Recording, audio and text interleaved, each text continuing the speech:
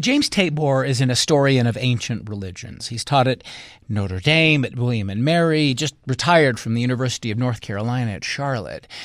And he's written books on Jesus, on John the Baptist and Paul, but he says in a new book, his search for Mary, the mother of Jesus, has been the greatest challenge of his career.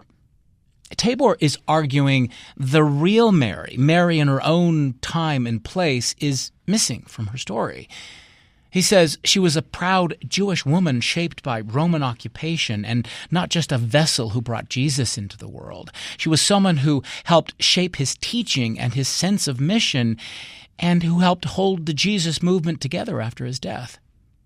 That's the case he makes in the book, and it's a case he's been teaching for decades. One of the things I've done now for, 25 years is to take students to Jerusalem to do archaeological excavations. We do it in the summer. And we usually stay in a hotel in the old city. I want to give the students the experience, of feeling Jerusalem and that walled ancient city going back 3,000 years. And right outside the wall where we stay is the Notre Dame Center, which is the Catholic center for the Holy Land. It's where the Pope would stay if he made a visit. It's where lots of Catholic pilgrims come. But on top is a statue of Mary holding Jesus, as you would expect. And you can see it from anywhere in the city. It is really towering. And so I usually stop and I say, students, look up there. Did you notice there's this Jewish woman on top in gold, and she's holding this little Jewish baby? And then one of them gets it.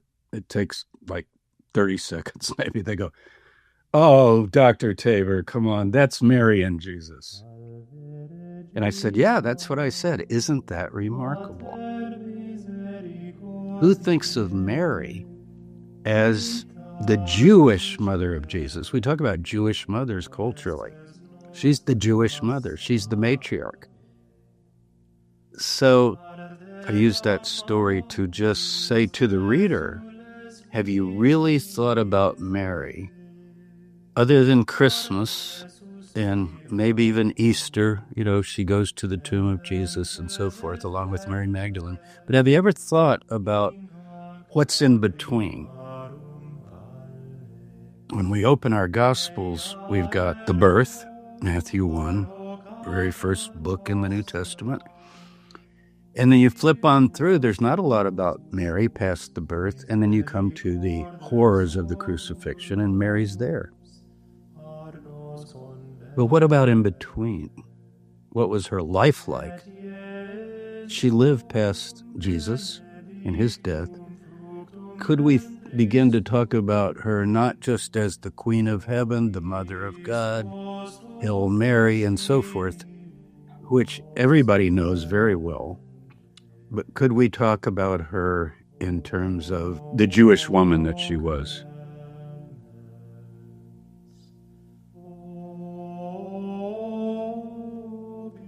It's that teaching moment to let the reader begin to think about his or her own sense of Mary.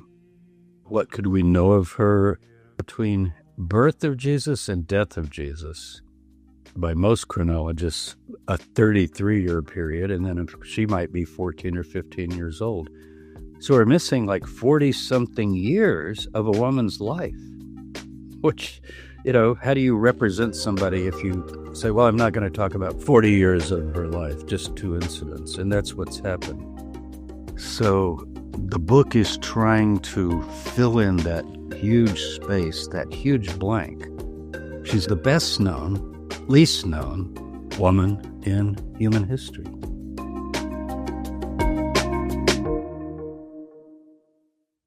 This is Radio West. I'm Doug Fabrizio. Today in the program, James Tabor is with us. His new book is called The Lost Mary.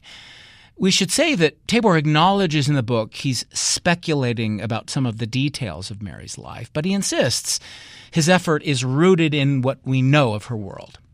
When the historical record is silent, he says he imagines her life based on the time and the culture and on 20 years of research. Tabor draws from historical accounts, from archaeological excavations, and by carefully picking through the Bible itself, the conflicting gospel accounts, Paul's contemporary writings, and the history of the region, how Mary would have experienced the Roman repression of Jewish revolts. She would have seen massacres and mass crucifixions. One of the parts he tries to recover from Mary's story is her childhood. In Sepphoris, a city in central Galilee, now in Israel, under the rule of Herod the Great. Well, the first thing to point out is Sepphoris. It is the urban capital of the Galilee. And Nazareth, where Mary is living, is 4 miles to the south of this big city, Sepphoris. And Josephus is a contemporary historian who witnessed that place and went there many times. He says it was the jewel of all the Galilee. So Mary, it turns out, we have archaeological and textual evidence that she was born and raised in this city, Sepphoris. And it was destroyed by the Romans in the year 4 BC when Herod died. But suddenly, this would be in 5 BC, there's a revolt. 4 BC, the Romans come down with 3 legions. One of the legions destroys Sepphoris, burns it to the ground. And all of a sudden, I've got Mary nursing Jesus, age 1, still a suckling infant. And you would have seen the flames 4 miles to the north, going up all over the valley, the Beit Netofa Valley, where this is located. That's the city set on a hill. Remember, Jesus says, a city set on a hill cannot be hidden. So he's probably pointing there as he talks. But I went to the archaeological site, and I started thinking, wait a minute. Okay, I'm sitting on the south side of Sepphoris, up high, upper city where we're excavating, and I'm looking down at Nazareth, down in the valley. And I'm thinking, well, Joseph and the boys would have walked every day to Sepphoris. What's Mary doing at home? What are the girls doing? I picture Mary bustling around, and the kids are getting ready. The men are going to head out to do a day's work in the big city. She's the matriarch of the household. It's a large family. The girls typically are learning cooking and sewing and these kinds of things, but it's hard work. But it's the family's like a enterprise, like large families were, maybe still are in certain places, but everybody's pitching in. Like everybody does their part. So you got to picture hustle and bustle and Mary directing things. And even I picture getting the guys ready to go to work. You're like, okay, here are your lunches and what time are you going to be home and so forth. So, but Jewish women had, in Judaism, we know this from all of our literature, they had complete control of the household. Unlike in some cultures where, oh, you're just a housewife, so to speak. They were very influential in terms of everything about the family and even teaching and raising those children. So we know that Sepphoris is important to, at least we think, in Jesus' concept of the way he's thinking about the world. But go back further. You say that Mary, you're imagining that she was born there, or certainly raised in this city, this place that was, and as you say in the book, exposed to the diverse and cosmopolitan culture of that city. So rather than seeing Mary as sort of part of this rural backwater, she was born of parents who, you say, probably owned property, were somewhat wealthy, were sophisticated. This is a very different image than people have, I think, of Mary. Absolutely. The image is the little carpenter shop. Maybe Jesus is making a little toy or a wagon, and Joseph's sawing away on making a door frame or a wheel or something. And when you go there, it just sort of changes your view, knowing that they're not rural and isolated.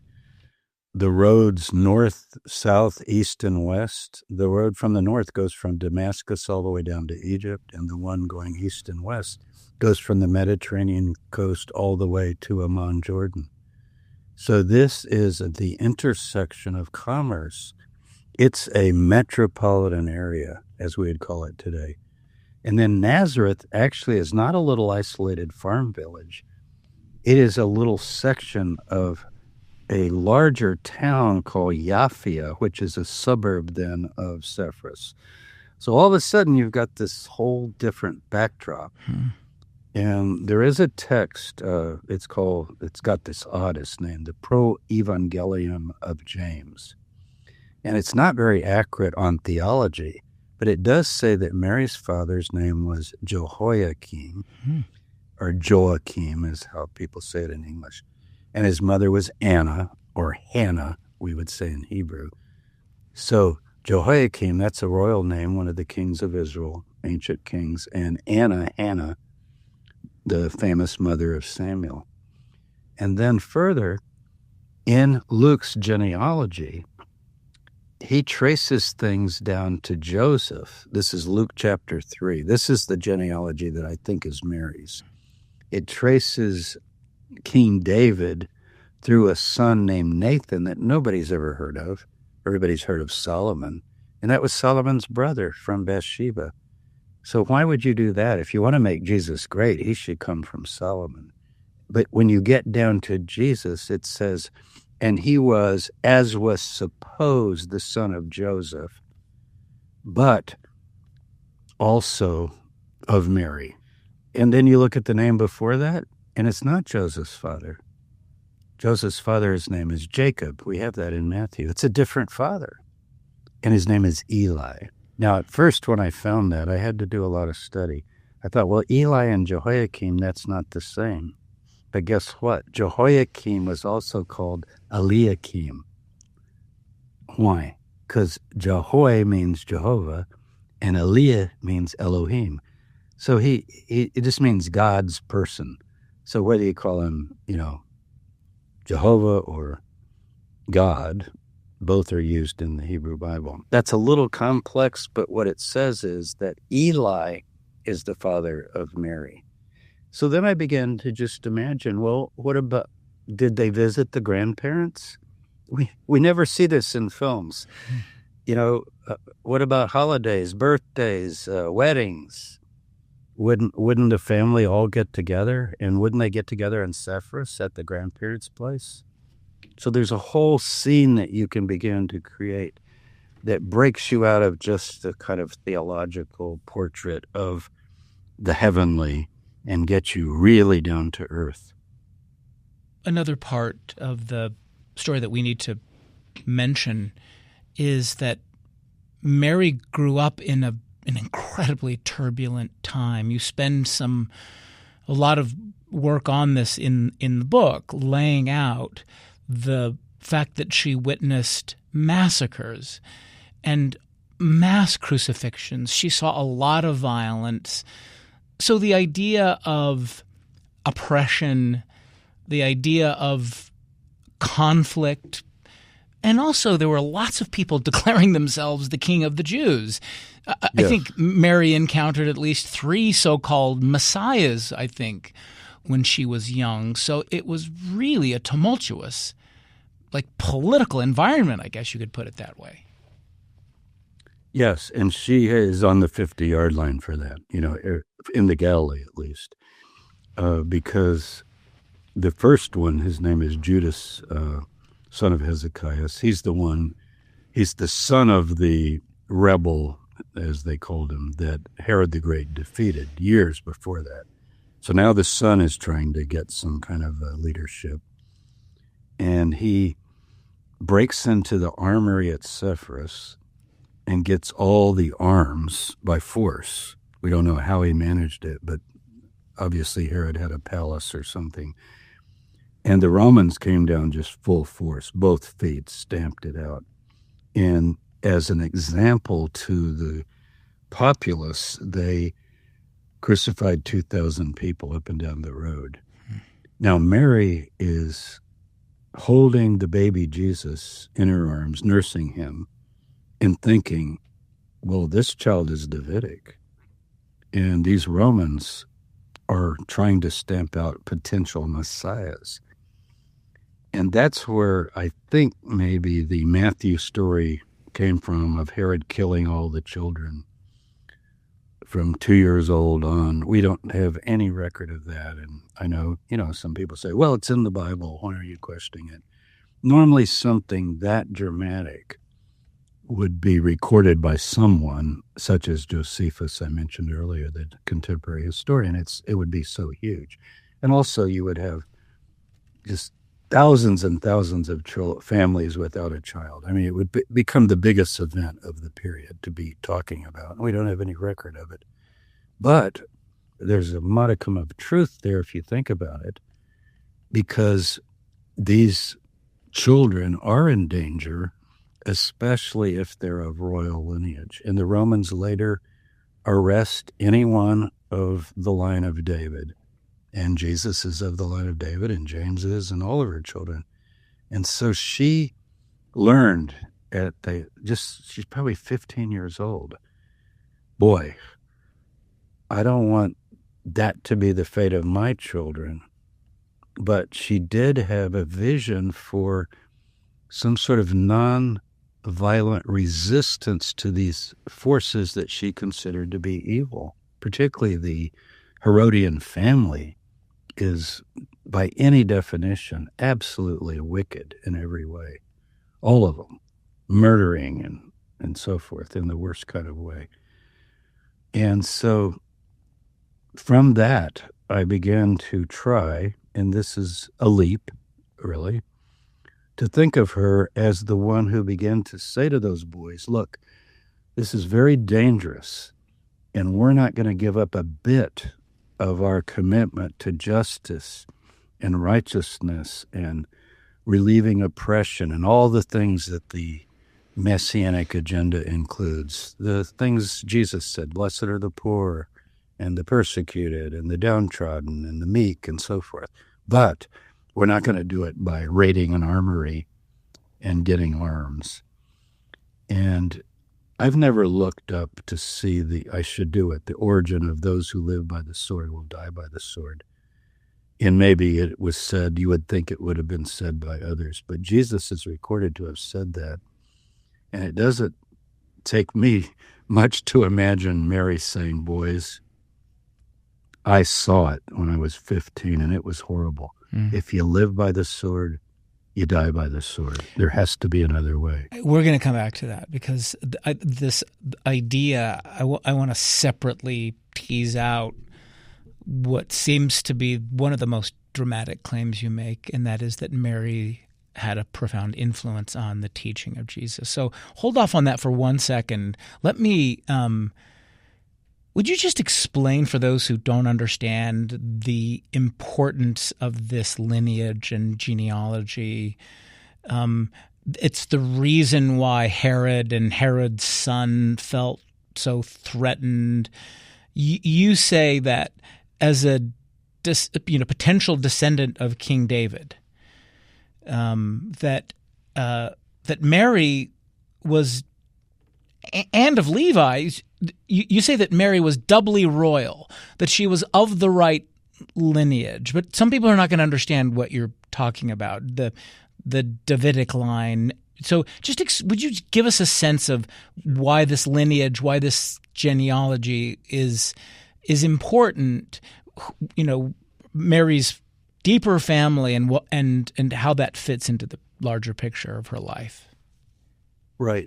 It goes back to the Hebrew Bible, the prophets of the Hebrew Bible. Christians call it the Old Testament. So books that I'm sure listeners have heard of, Isaiah particularly is a major one, but others as well, Jeremiah and Hosea, some of those names. And they began, this would be about 500, 600, 700 years before Jesus is even born. And it's a time of exile and war for the Jewish people in the northern and southern kingdoms of Israel. And they're actually carried away, and then some return. So these returnees have these prophetic books, and yet they're under Roman rule. And in these prophetic books, it starts talking about a branch will come forth from the line of David and become a ruler and eventually rule over the nation of Israel, and finally, as it expands to the entire world. So a spiritual world leader, the Messiah. Judaism today talks about the Messiah. Maimonides, the great Jewish theologian, one of his 12 principles is, I believe in perfect faith in the coming of the Messiah. So you project that back, people are saying that God promised to send this Davidic ruler. Everyone knows the Messiah has to come from David. Even Paul says Jesus is born of David according to the flesh. So you've got a double problem. One is the problem that if Joseph's not the father, then how can he be born of David, even if Joseph's Davidic? And the other is Mary. Do we know anything about her genealogy? And I argue in the book that Luke 3 is her genealogical record. They kept these records very carefully. And the center of all the records was at Sepphoris. So she's actually living at what you could say, the national archives of the Jewish people were in Sepphoris, not in Jerusalem, especially for the Galilee, where she was born. So even Jews today that trace themselves back to certain priests or even Davidic families, they, how valid this is after all these years, we're not sure, but it's very important in this kind of religion. So Mary, we notice, if that is her genealogy, which I think it is, she's definitely Davidic, but not through Solomon, through his younger brother that nobody even knows about. And now we're tracing through him, but it's still legitimate if it is from him because he's the son of David, so direct son of David. Yeah. So the priestly part is that you get all these priestly names as well, and so I call it doubly royal because she seems to have this what's called Hashmonean heritage as well. This is the priestly side, and so she's quite remarkable in her pedigree. But to the Romans, this would be just someone to wipe out and get rid of. James Tabor, his new book is called The Lost Mary, Rediscovering the Mother of Jesus. We'll take a break, come back in a moment. You're listening to Radio West.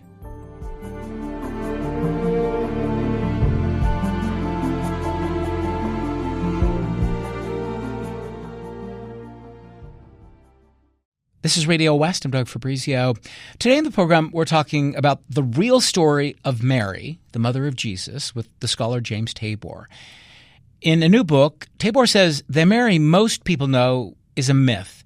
It's an incomplete, inaccurate portrait that he maintains has been deliberately erased. Tabor says he's trying to rediscover the historical Mary and understand what daily life would have been like for her, a Jewish woman and mother who was shaped by the political turmoil of her time and who also influenced her son's message and mission. The book is called The Lost Mary. So the image of Mary that we're getting, she's born into a somewhat wealthy, cosmopolitan family in this diverse city. She sees this turbulence. She's of a kind of royal lineage. Let's sort of go to the kind of, I don't know what the right term is, but the nativity story, I guess it is. It seems important to remember just how young Mary was when she became the mother of Jesus. Possibly 14, maybe 15. She becomes pregnant. She wasn't married. She got pregnant. She decides to kind of escape the gossip, the rumor mongers and the busybodies, goes into the Judean hills.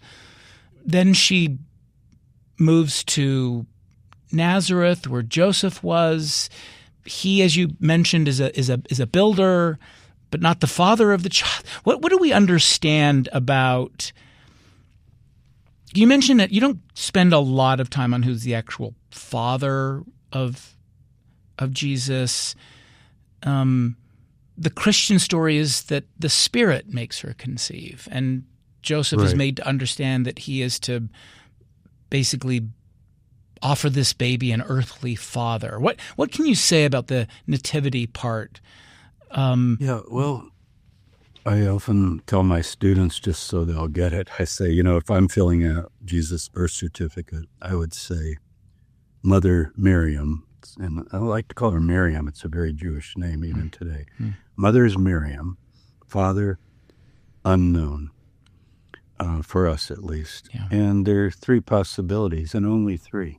One is no father, so you say Father God, I guess, or the Holy Spirit. The other is Joseph.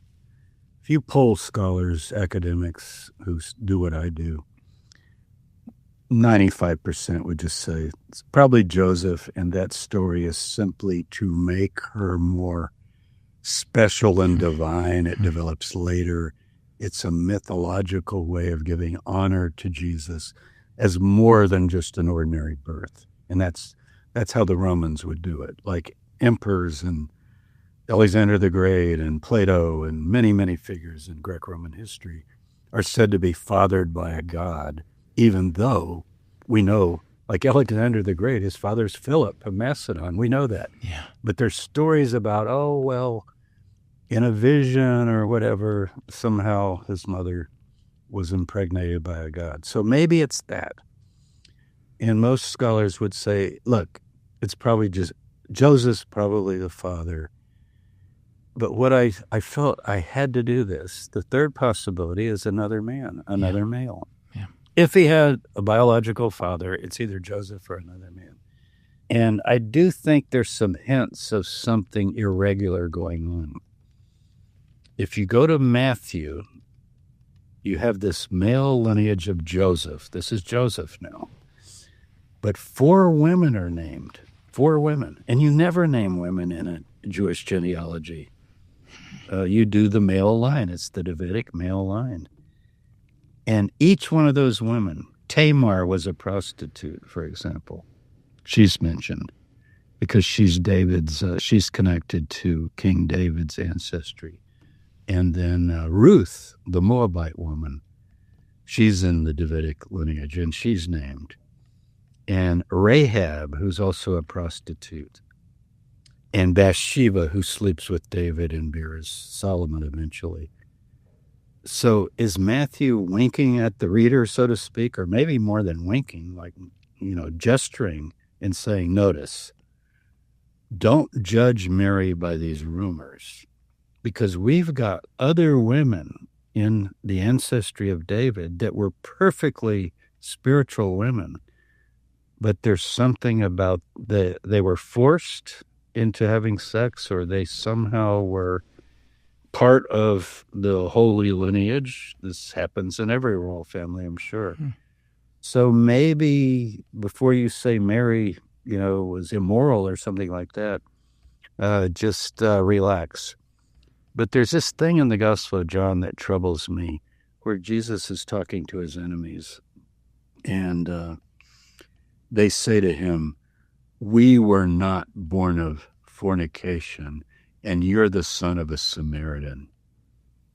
Now, that could just be slander, but why would you say we weren't born of fornication? So I think we can say there were rumors that maybe Joseph wasn't the father, but we just don't know, Doug. But either way, Joseph takes Jesus as his own, and the village might have never known any difference. We don't know the chronology of the marriage, but let's say he has a dream. She's pregnant. He has a dream, Matthew says. Yeah. And he's told in the dream, marry her. And it says he married her. Well, the village would just assume that was his child, and they slept together before the formal wedding. And that's not uncommon in any culture, we know. It's in some cultures very frowned upon. But it doesn't always get revealed. So, people just talk about, that baby was born a little bit earlier than we thought. Ha, ha, ha. It's important to underscore something you've mentioned before and you lay out in the book. You basically reconstruct the family of Jesus, of Mary.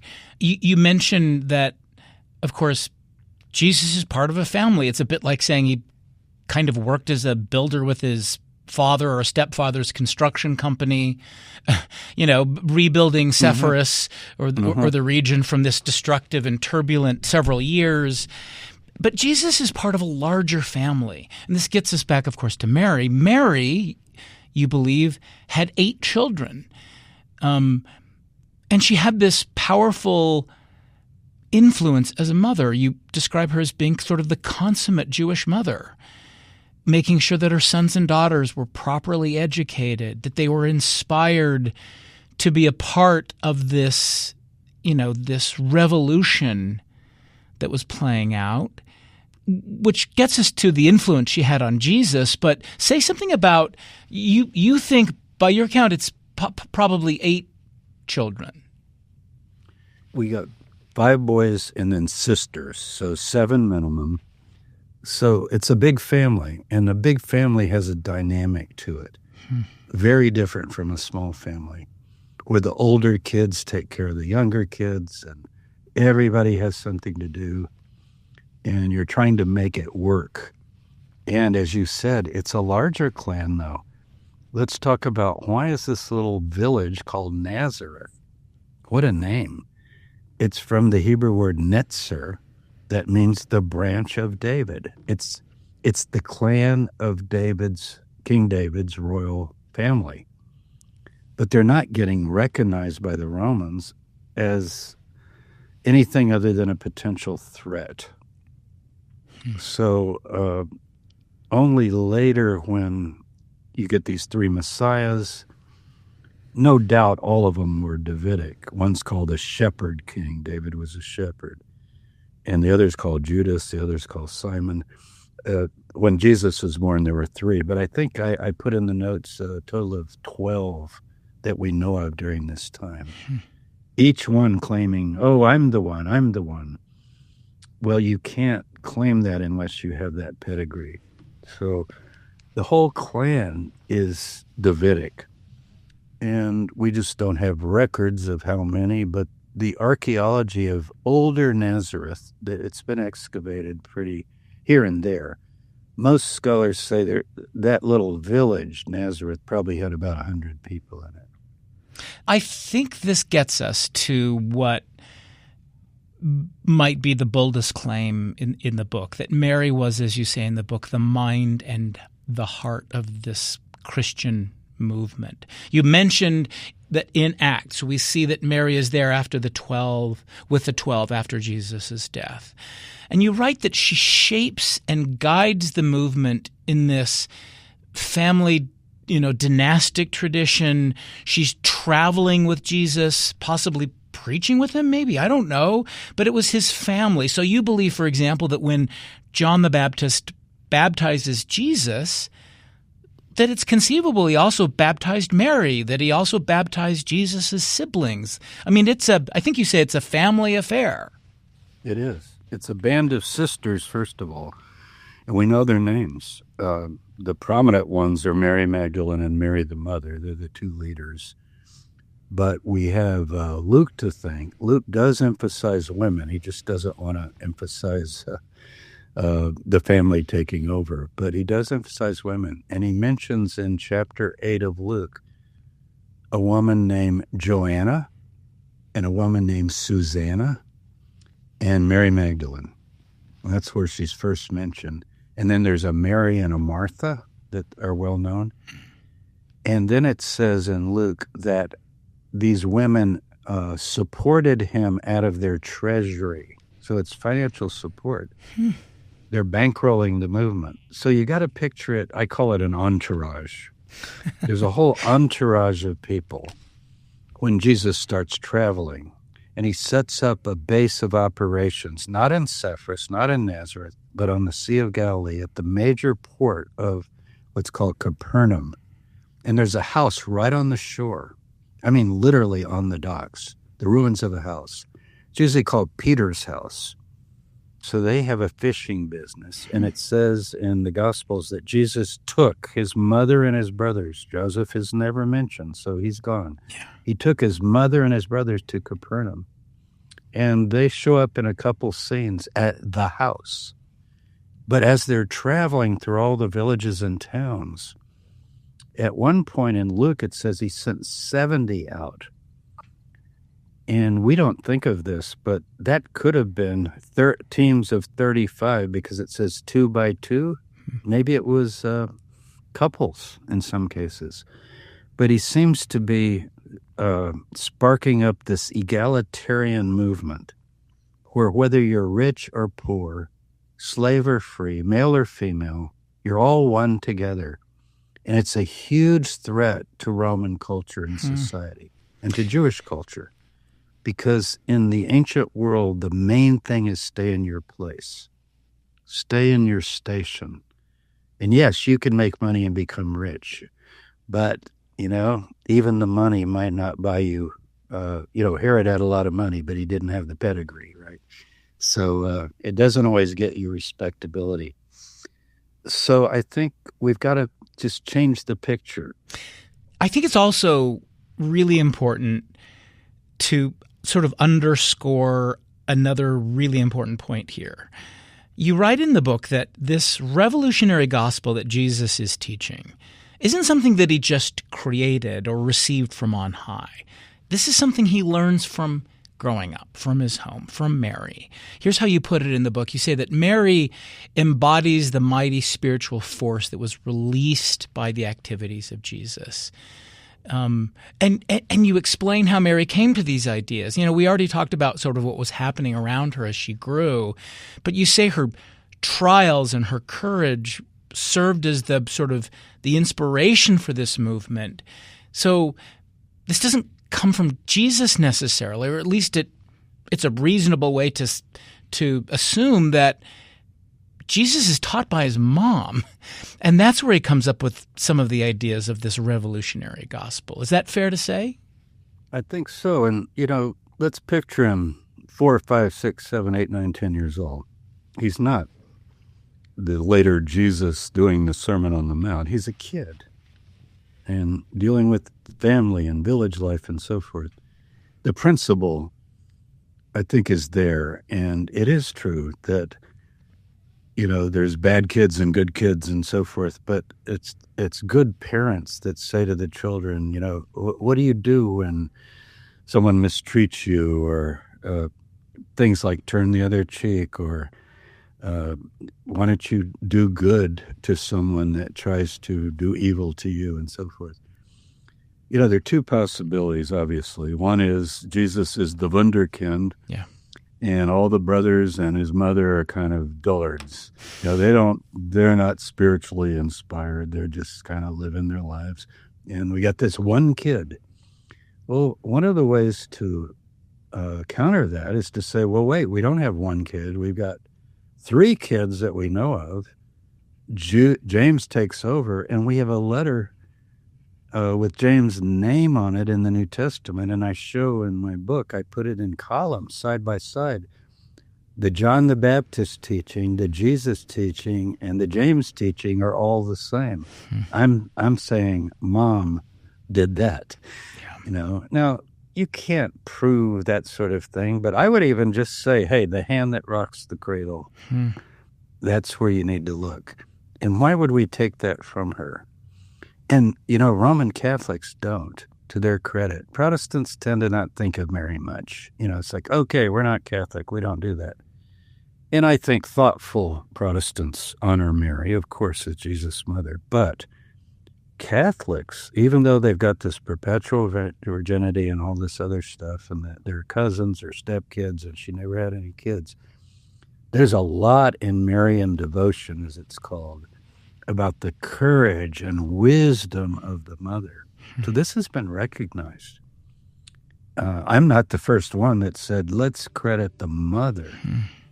It's a deep stream of Marian devotion. Her sorrows, her courage, her moral instruction. And I think it's so important. James Tabor, his book is The Lost Mary, Rediscovering the Mother of Jesus. We'll take another break and come back in a moment. You're listening to Radio West.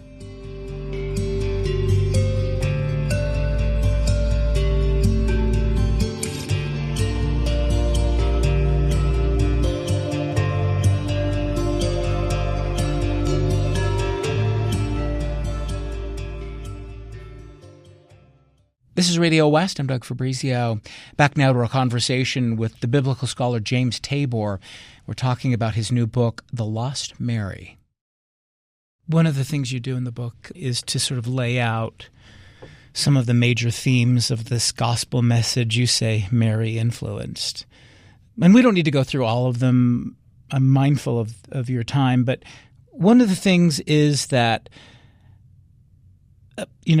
the idea of a totally transformed concept of what it means to have an egalitarian society, that the tax collectors and the harlots were also worthy of heaven. The idea that Jesus interacted and socialized with those who were excluded from Jewish society.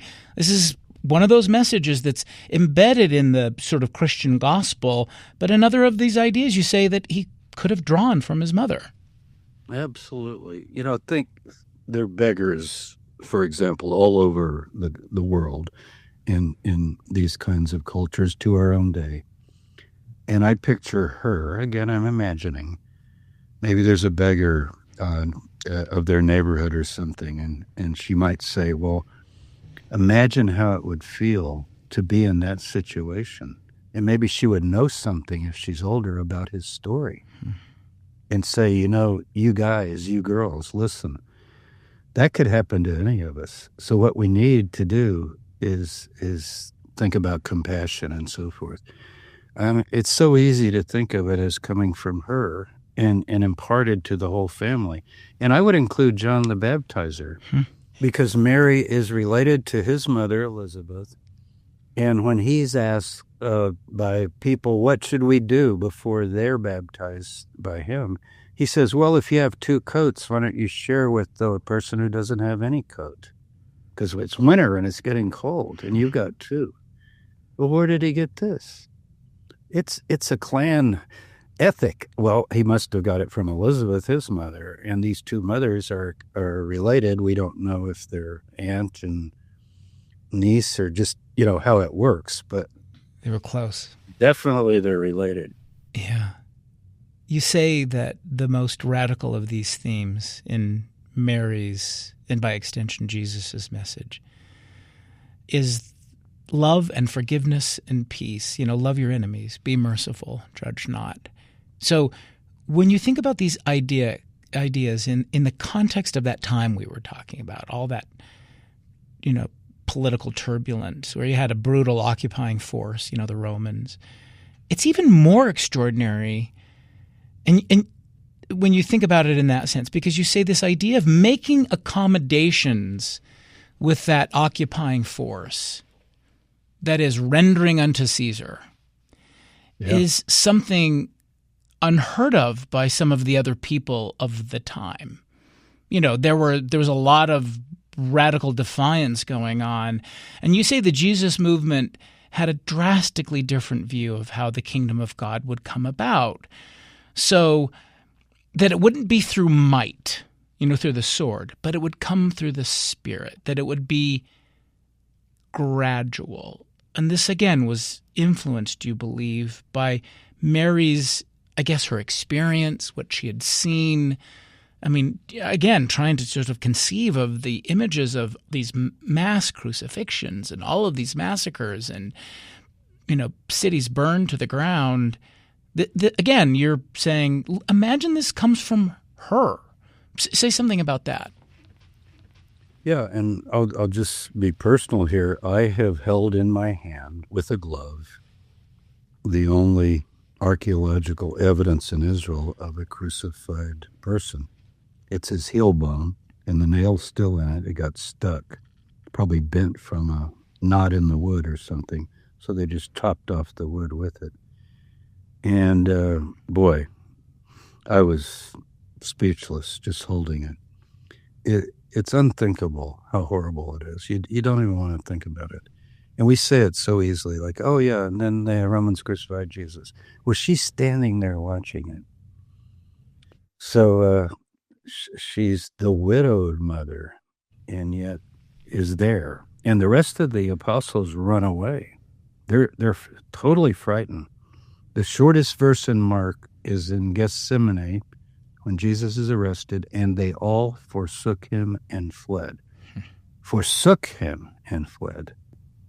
And later, of course, Peter repents of that, and everybody knows the story. So, yes, I think we can give her role and the clan as a whole, but particularly Mary. Maybe she got these values from her parents, but her experience growing up under the brutality of Herod the Great and later his son, John the Baptist was beheaded by this guy. Yeah. So it's brought in on a plate. I've been to the fortress where he was beheaded, and there's a floor there that's first century, and it's the banquet hall floor. It's been excavated. You can walk on it. Again, that's one of those stunning moments where you're just struck with silence, thinking it happened right here. At what point, Professor, did this narrative of Jesus as God take hold and therefore make it necessary to recreate the image of Mary as, an angel beyond the human? Like, how does this gradually – I mean, you mentioned that there wasn't a concerted effort necessarily, but it was quite deliberate. So how does this happen? I think it doesn't really come from Paul. He never says Jesus is God, but he does make him so exalted as a heavenly Christ that he sits at the right hand of God, as the phrase goes, and is going to return and act in behalf of God. So rather than a Messiah on the ground, where the earth's the right place to be, and remember, Jesus said, you pray, let your kingdom come, let your will be done on earth as it is in heaven. So his emphasis was not just dying and being saved in an afterlife. That's not the kingdom of God. The kingdom of God is for God's will to fill the earth. I love the phrase of Schweitzer. You might have heard it. This is the great Albert Schweitzer, who wrote The Quest for the Historical Jesus. He said, Jesus put his shoulder to the wheel of history and pushed with all his might, and it lurched back and crushed him. And then Schweitzer quits his theological professorship and goes to medical school and goes to Africa for the rest of his life, basically saying, let's go bring the kingdom of God to the people that need it. And millions of Christians through the ages have been inspired by that, and many of them recognize that Mary is the pioneer. You say the results of recovering the real Mary can have what you write in the book would be a kind of profound implication for the world today. Say finally in what way? For women whose role has been muted, forgotten, disregarded. Remember, I start the book by saying, let's name, this is my class again, right? Let's name some famous women. And it almost always goes the same. Someone will say Helen of Troy. And then, Cleopatra. Come on, let's get some more. And then someone will say, Joan of Arc. I go, you just skipped 1,000 years. Could we do something in between? They can't think of any. But Mary, I don't hear people mentioning Mary as one of the main examples of a forgotten, lost person. But she really has been. If all she did was bear Jesus and stand at the cross, that's pretty remarkable. But it's got to be much more than that. James Tabor, thank you. Thank you so much. James Tabor. He recently retired from the Department of Religious Studies at the University of North Carolina at Charlotte. His book is The Lost Mary, Rediscovering the Mother of Jesus. Radio West is a production of KUER. You can subscribe to the show wherever you get your podcasts. You can find us on YouTube at KUER 90.1. You can email us at radiowest@kuer.org. The program is produced by Benjamin Bombard and Tim Slover. Carrie Watson is our executive producer. I'm Doug Fabrizio.